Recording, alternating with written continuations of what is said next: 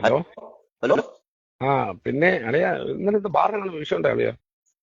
വാറിലങ്ങനെ എന്റെ ഞങ്ങൾ അതിൽ എങ്ങനെ പോയപ്പോ ഒരു ചെറിയ അത് വലിയ വിഷയമൊന്നുമല്ല, ചെറിയൊരു ഒന്നും തള്ളു വാക്കേറ്റോ അത്രേ ഉള്ളൂ. അളിയുടെ മുഖം എല്ലാം കൂടെ കമ്മണ്ട എല്ലാം ഊരി, പിന്നെ കണ്ണുമെല്ലാം കലങ്ങിയിരിക്കുവന്നല്ലേ. അടി ഇഷ്ടംപോലെ കൊണ്ടുവന്നാ ഞാൻ പറഞ്ഞു. അടി അങ്ങനൊന്നും കൊണ്ടില്ല, പിന്നെ കുറെ അടിയൊക്കെ കിട്ടി, അല്ലാതെ വേറെന്തോ ചെയ്യാനാ. ആയിരത്തി നമ്മള് പറഞ്ഞ ഒറ്റക്കുള്ളായിരുന്നു. ഇതിലെ യവന്മാര് 3 പേരുണ്ടായിരുന്നു. ആ, യവന്മാര് 3 പേരെന്ന് പറഞ്ഞാൽ താടിയോ കുടിയോ ഉള്ള 3 പേര് അവന്മാര് നിന്നും കഴിക്കുക. നമുക്ക് പറ്റിയെന്ന് അത് പറഞ്ഞാൽ ഞാനും പിന്നെ സുഹൃക്കായും വാപ്പായും ഒറ്റയ്ക്കും. നിങ്ങൾ 3 പേര് ഒറ്റയ്ക്ക്? അവര് 3 പേരുണ്ടായിരുന്നെന്ന്. അളിയൻ 3 പേര്, നിങ്ങൾ 3 പേര് ഒറ്റയ്ക്ക്? ഞാനും വാപ്പായും ഇക്കായും ഒറ്റയ്ക്ക്, അവന്മാര് 3 പേരും. ഓ, എന്തോ ആ, പറയാനാണ് അളിയ. അങ്ങനെ പറ്റിയതാ. ആണല്ലേ.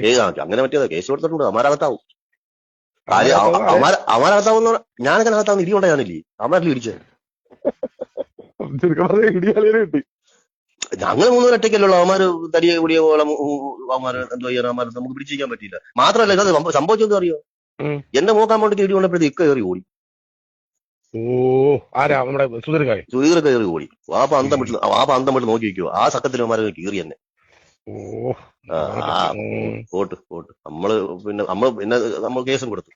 ഞാനിവിടെ ഇല്ലാന്ന് ഭാഗ്യമായി, അല്ലെങ്കിൽ അടി എനിക്കും കൊണ്ടുവരാം. അളിയോളം എങ്ങനെ അളിയുണ്ടായിരുന്നു, ഞാനും കൂടിയാണ്. ശരി, ഓക്കെ.